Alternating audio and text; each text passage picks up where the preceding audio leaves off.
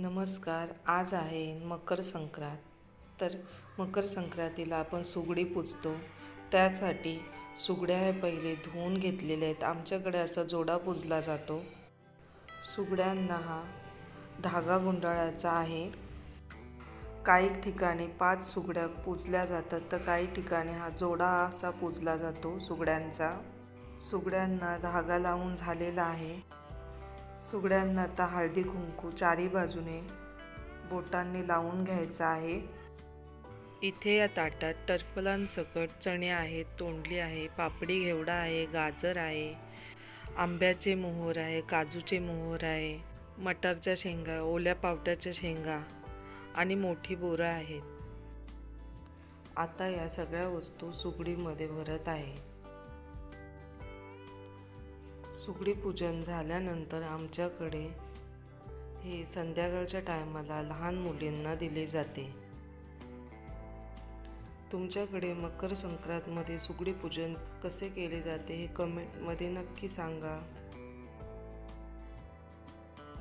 अशा प्रकारे सुगडी आपण भरून घेतलेल्या आहेत. दोन्ही सुगड्यांमध्ये एक एक तिळगुळ ठेवायचा आहे.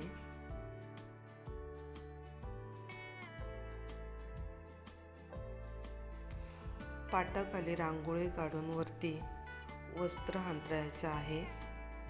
पहिले आपण करणार आहोत गणेश पूजन. तर पहिले विड्याची पानं ठेवून सुपारी आणि नाणं ठेवलेलं आहे. यांना हळदी कुंकू वाहून, फुलं, वस्त्र वाहून पूजा करायची आहे.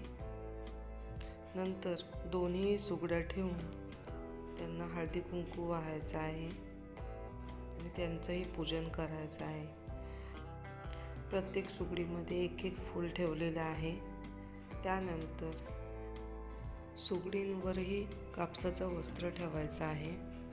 त्यानंतर दिवा लावलेला आहे. मकर संक्रांत ही 3 दिवस साजरी केली जाते. 14 तारखेला मकर संक्रांत असते, तर 13 तारखेला भोगी असते, तर 15 तारखेला किंक्रात असते. तुम्हाला आणि तुमच्या परिवाराला मकर संक्रांतीच्या हार्दिक शुभेच्छा.